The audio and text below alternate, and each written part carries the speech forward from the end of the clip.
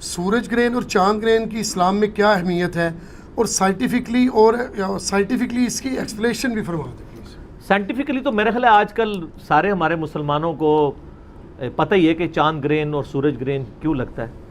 جی ویسے یہاں پہ ہندوانہ معاشرے میں بڑی عجیب و غریب باتیں بھی مشہور تھیں، ایون یہ بھی مشہور ہے کہ جی وہ چاند گرہن یا سورج گرہن لگا ہو تو یعنی کوئی پریگننٹ عورت جو ہے وہ باہر نہ نکلے، یہ ہو جائے گا۔ یہ ساری مطلب اسلام کے ساتھ تو یہ توہمات میں اسلام بلیو نہیں کرتا، اسلام کی تعلیمات بڑی یعنی واضح ہیں۔ باقی سائنٹیفکلی تو آپ کو یہ پتہ ہی ہے کہ جب یعنی اپنی جو آربٹس میں اورینٹیشن کے دوران جب کبھی بھی چاند جو ہے وہ سورج اور زمین کے درمیان آ جاتا ہے دن کے وقت بھی، تو ظاہر ہے کہ سورج پیچھے چھپ جاتا ہے، اس کی وجہ سے اچانک کافی بڑے لیول کا اندھیرا ہو جاتا ہے، اس کو ہم سورج کو کہتے ہیں گرہن لگنا۔ صحیح۔ یعنی سورج کے آگے چاند آ گیا تو وہ کالا ہو گیا سارے کا سارا۔ یہ تو ہو گیا سورج گرہن۔ اور چاند گرہن یہ ہوتا ہے کہ چاند اور سورج کے درمیان جب ایگزیکٹ زمین آ جاتی ہے تو آپ کو پتہ ہے چاند جو ہے وہ سورج کی روشنی کی وجہ سے روشن ہے انڈائریکٹلی، جی تو جب چاند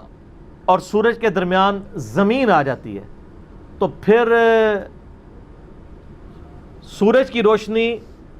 چاند تک نہیں پہنچ پاتی، اس کی وجہ سے چاند ایک دم سیاہ پڑ جاتا ہے، اس کو گرہن لگ جاتا ہے۔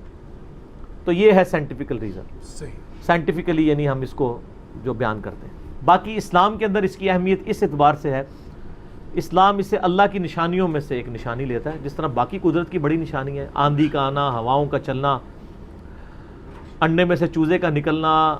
پرندوں کا ہواؤں میں اڑنا، مچھلیوں کا پانیوں میں تیرنا، زمین سے ایک بے قدر بیج سے اتنا بڑا درخت نکلنا، پھولوں کا اگنا، یہ جتنی اللہ کی قدرت کی نشانی ہے ان میں سے ایک یہ نشانی ہے۔ بخاری اور مسلم دونوں میں ایک حدیث موجود ہے، مشکات میں آپ کو پہلی جلد میں خسوف کا ایک چیپٹر ملے گا، خسوف کی نماز، خا سین واو فا۔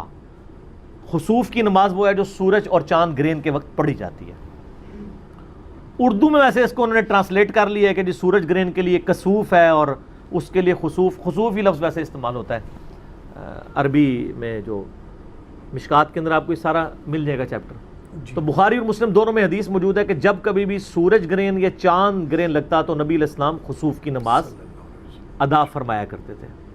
اور سیدہ عائشہ کہتی ہیں کہ وہ نماز ایسی ہوتی تھی کہ جب تک گرہن ختم نہیں ہوتا تھا آپ صلی اللہ علیہ وآلہ وسلم مسلسل نماز میں مشغول رہتے تھے۔ اور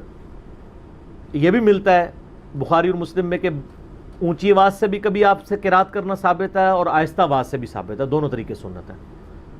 اور اس میں قیام سورۃ البقرہ پوری پڑھی اور اتنا ہی لمبا رکوع کیا، صحیح، اور رکوع کے بعد پھر قیام میں واپس آئے، پھر پہلے قیام سے تھوڑا چھوٹا قیام کیا اور پھر دوبارہ رکوع کیا، یعنی ایک رکعت میں 2 قیام اور 2 رکوع، جی پھر دوسری رکعت میں بھی 2 قیام اور 2 رکوع کیے، حتیٰ کہ جب گرہن ختم ہو جاتا تو آپ علیہ السلام سلام پھیر دیتے۔ اور صحیح مسلم میں آتا ہے کہ جس دن سورج گرہن نبی علیہ السلام کے مبارک زمانے میں لگا نا، بائی چانس اس دن نبی علیہ السلام کے بیٹے ابراہیم کی وفات ہوئی تھی، تو صحابہ نے کہنا شروع کر دیا یہ گرہن اس لیے لگا ہے کہ ابراہیم کی وفات ہوئی ہے، کیونکہ صحابہ کرام کو علم غیب تو کوئی نہیں تھا، اور بیچاروں کو سائنس کا علم بھی اتنا نہیں تھا، اس زمانے میں سائنس اتنی نہیں تھی۔ یہ میں اس لیے ساتھ بتا رہا ہوں کہ آپ جن بابوں کو کہتے ہیں کہ جی ہمارے بابے جو ہیں وہ صحابی کی جوتی کی خاک کے برابر بھی نہیں ہے، تو وہ صحابہ کا یہ سٹیٹس تھا۔ تو اب علم غیب کا جو آپ نے جھوٹا عقیدہ بابوں کے ساتھ منسوب کیا، اس کی تو کوئی اوقات ہی باقی نہیں رہتی ہے، ختم ہی ہو جاتی ہے۔ تو نبی علیہ السلام نے پھر صحابہ کرام سے کہا کہ اس لیے گرہن نہیں لگتا، یہ تو اللہ کی نشانیوں میں سے ایک نشانی ہے، کسی بندے کے مرنے کے اوپر گرہن نہیں لگتا۔ بہرحال جب یہ اللہ کی نشانی آئے تو تم نماز میں مشغول ہو جاؤ، صدقہ اور خیرات کرو۔ حتیٰ کہ صحیح بخاری میں آتا ہے کہ جب سورج گرہن یا چاند گرہن لگتا تو نبی علیہ السلام غلام بھی آزاد کیا کرتے تھے صدقہ خیرات کے طور پہ اللہ کی راہ میں۔ اللہ کی نشانیوں میں سے ایک نشانی آپ دیکھیں ہے تو ایک سائنٹیفکل فینومینا ہے۔ چلیں اس فینومینا کے بارے میں تو آپ کہہ سکتے ہیں کہ نبی علیہ السلام کے زمانے میں سائنس ایوالو نہیں تھی تو لوگ ڈر جاتے ہوں گے، اس لیے وہ نماز پڑھتے ہوں گے۔ کئی معاملات ایسے تھے جو اس زمانے میں ایوالو تھے، نبی علیہ السلام کا ایٹیچیوڈ ان معاملات میں بھی ایسا ہی ہوتا تھا۔ میں یہ ان لوگوں کے لیے بات کر رہا ہوں جو نبی علیہ السلام کی شخصیت پہ ایز اے نبی ہونے کے اعتراضات کر رہے ہوتے ہیں کہ جی تمہارے نبی جو ہیں وہ خام خواہ ایک سائنٹیفک فنامنا کے اوپر پریشان ہو جاتے تھے، اس لیے کہ نبی علیہ السلام کی نظر اسباب پہ نہیں مسبب الاسباب پہ ہوتی تھی۔ بے شک۔ اس کی میں آپ کو مثال دیتا ہوں، بخاری اور مسلم دونوں میں حدیث ہے، سیدہ عائشہ کہتی ہیں کہ جب کبھی آندھی چلتی، باقی لوگ خوشیاں مناتے کہ بارش آئے گی، ظاہر ہے یہ چیز تو سائنٹیفکلی پروف تھی نا اس زمانے میں کہ آندھی کے ساتھ بارش اور بادل آئیں گے، جی چاند گرہن سورج گرہن تو چلے لوگوں کو نہیں پتا تھا، یہ تو ایوالو تھی نا، تو نبی علیہ السلام آندھی آنے میں بھی پریشان ہو جاتے تھے، حالانکہ آپ کو پتا تھا کہ اس کے بعد بارش آنی ہے۔ تو اما عائشہ کہتی ہیں کہ نبی علیہ السلام کبھی گھر کے اندر جاتے، کبھی باہر آتے، اللہ کی تحمید، تمجید، تحلیل بیان کرتے، سورج گرہن اور چاند گرہن کے موقع پہ بھی اور آندھی کے موقع پہ بھی۔ تو میں کہتی یا رسول اللہ صلی اللہ علیہ وسلم یہ تو خوشی کا موقع ہے، آندھی آئی ہے، بادل آئیں گے، بارش ہوگی، ظاہر ریگستان میں بارش کی بڑی اہمیت ہے، جی لوگ خوش ہوتے ہیں اور آپ پریشان ہو جاتے ہیں۔ ہائے ہائے ہائے، آپ نے فرمایا اے عائشہ سلام اللہ علیہا، مجھے کیا خبر